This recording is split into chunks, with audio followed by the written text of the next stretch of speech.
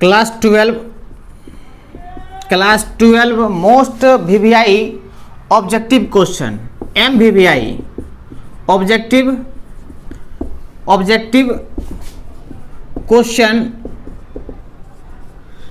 Physics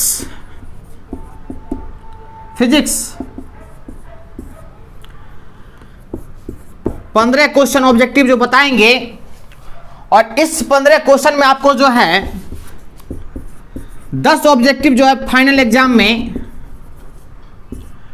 exam में आने वाला है। तो यही कहेंगे कि आप इस 15 को देखिए, ये पार्ट 1 है, ठीक है, पार्ट 2 आएगा, पार्ट 3 आएगा, तो आप वो सब वीडियो को देख के तब जाइएगा एग्जाम हॉल में। ये 15 में से 10 आपको आएगा 100%। उसके बाद आप एग्जाम हॉल में जाइएगा, एक भी ऑब्जेक्टिव गलत नहीं करके आइएगा, ठीक है ना। 100% पूरा क्लियर, पूरा अच्छे से बना के आइएगा, ठीक है। और थोड़ा सा आवाज आ रहा होगा, वो एस्बेस्टर जो है हवा में जो है हिल रहा है, जिसके वजह से आवाज आ रहा है, इसके लिए सॉरी। तो चलिए सबसे पहले क्वेश्चन देखते हैं, हम एक से स्टार्ट करते हैं और देखते हैं।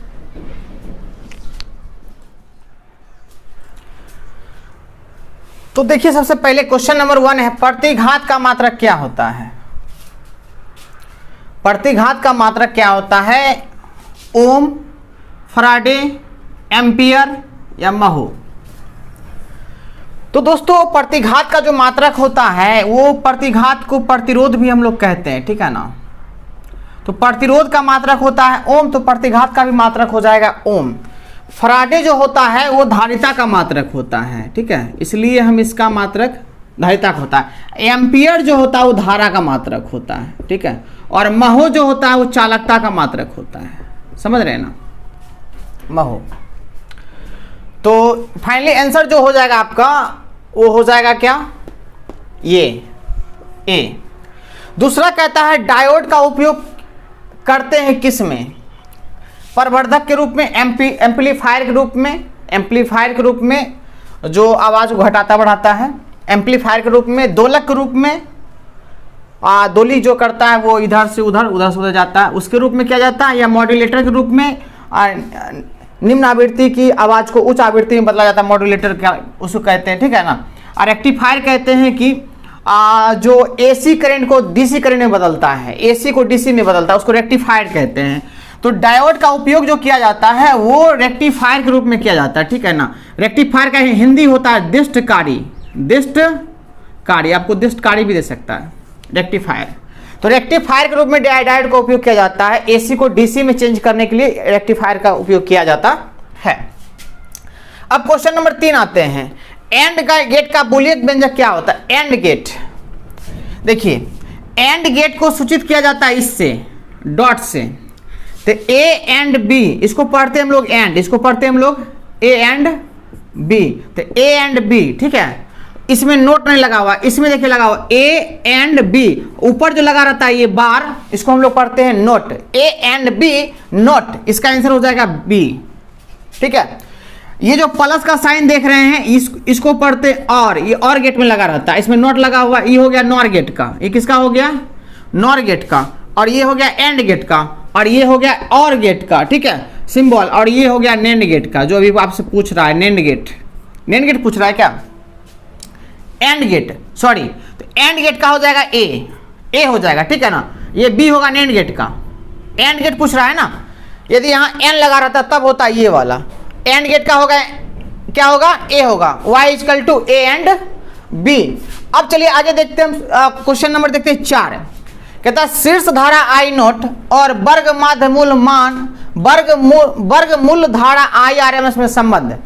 आइए देखते हैं, वर्ग माध्य मूल मान बराबर होता है रूट मीन स्क्वायर बराबर होता है I R M S, root mean square बराबर होता है I naught by root 2, I naught by root 2, ये होता है फॉर्मूला, संबंध यही होता है। आई आर एम एस बराबर I naught, I R M S को बोलते हैं धारा का वर्ग माध्य मूल मान, और आई नोट को बोलते हैं शिखर मान, धारा का शिखर मान, धारा का अधिकतम मान बोलते हैं, ठीक है ना, और रूट 2।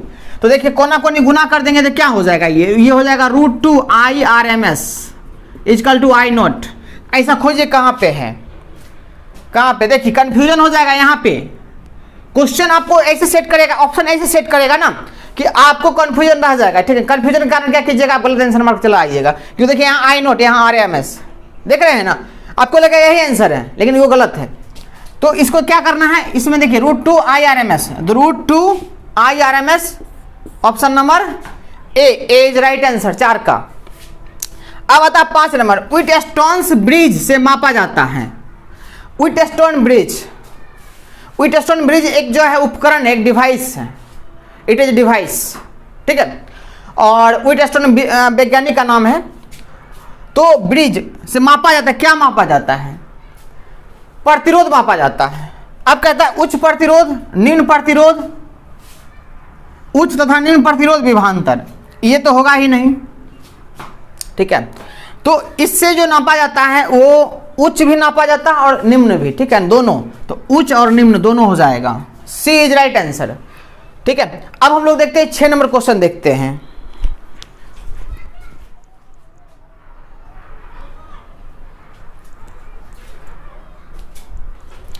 क्वेश्चन नंबर 6, मृग मरीचिका का कारण क्या है। अच्छा, मृग मरीचिका क्या होता है कि आपको रेगिस्तानों में जब आप जाएंगे, जहां बालू होता है, वहां पे आपको जल का भ्रम होता है। दूर दूर तक कहीं आपको जल दिखाई नहीं पड़ेगा, पानी दिखाई नहीं पड़ेगा, लेकिन जानवरों को, मनुष्य को आभास होता है कि आगे पानी है। ठीक है, तो उसको हम लोग कहते हैं मृग मरीचिका कहते हैं। तो मृग मरीचिका का कारण जो है वो होता है अपवर्तन और पूर्ण आंतरिक परावर्तन।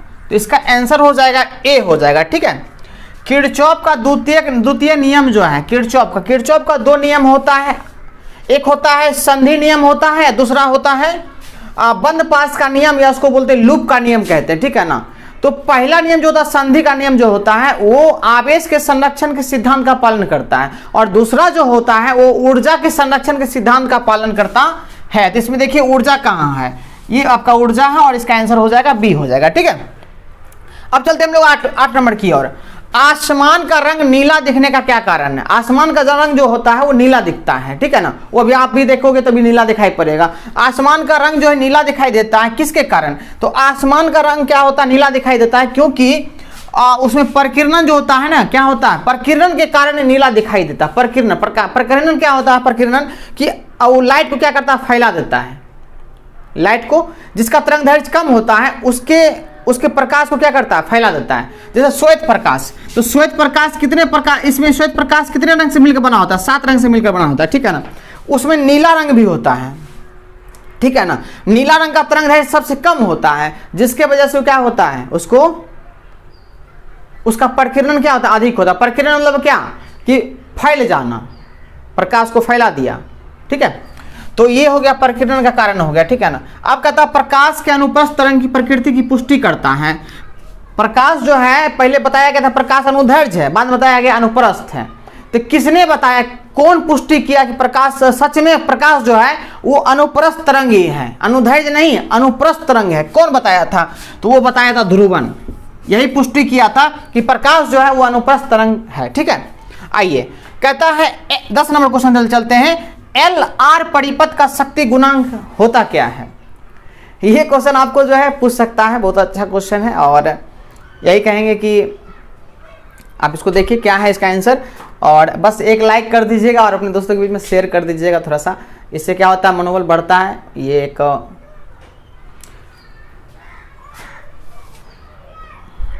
चलिए आगे बढ़ते हैं।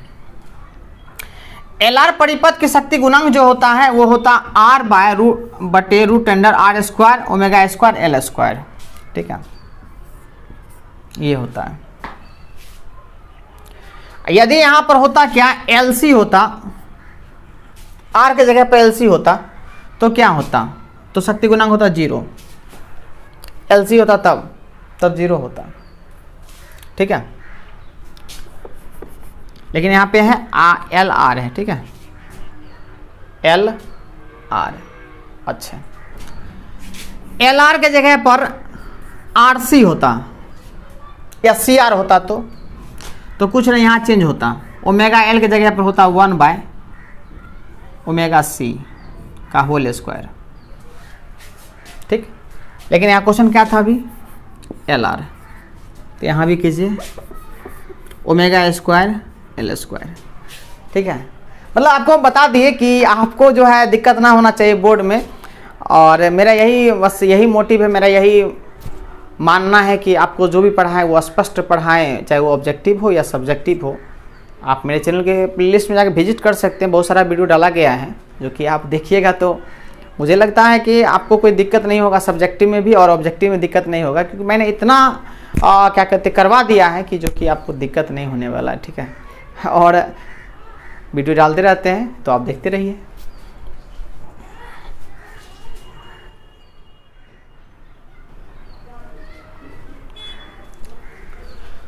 क्वेश्चन नंबर 11 देखेंगे हम लोग दोस्तों। 11 नंबर जो क्वेश्चन है वो कहता है क्या थोरियम का परमाणु संख्या 90 और परमाणु भार 230 है, ठीक है, कि परमाणु में न्यूट्रॉन की संख्या क्या होती है। तो दोस्तों क्या है, कोई भी आपको तत्व दे दे, कोई भी एलिमेंट दे दे, कोई भी परमाणु आपको दे दे और उसमें पूछे न्यूट्रॉन की संख्या क्या होगा, तो आपको यदि परमाणु संख्या और परमाणु भार पता है तो आप न्यूट्रॉन की संख्या निकाल सकते हैं। कैसे निकालिएगा, न्यूट्रॉन की संख्या निकालने के लिए फॉर्मूला होता है A-Z। ए को बोलते हैं द्रव्यमान संख्या और इसको बोलते हैं परमाणु संख्या, ठीक है, परमाणु संख्या, द्रव्यमान संख्या और परमाणु संख्या। द्रव्यमान संख्या जो आपका है 230 है तो 230 लिखेंगे, और परमाणु संख्या है आपका 90 तो यहाँ लिखेंगे 90, मतलब घटाएंगे आएगा 140 और सीधा मार दीजिए 140 में। क्या आप भी अब निकाल सकते, कुछ भी दे दे, ऐसा नहीं थोरियम ही देगा, वो कुछ भी दे सकता है। तो कहने का मतलब ये है आप निकाल सकते हैं। चलिए आगे बढ़ते हैं बिना टाइम वेस्ट किए हुए। देखिए 12 नंबर, एक प्रत्यावर्ती धारा का शिखर वोल्टता 440 वोल्ट दिया गया है। आभासी वोल्टता कहता निकालने के लिए, आभासी वोल्टता, देखिए शिखर वोल्टता को लिखते हैं V0 से, ठीक है, V0 दिया गया 440 वोल्ट, ठीक है।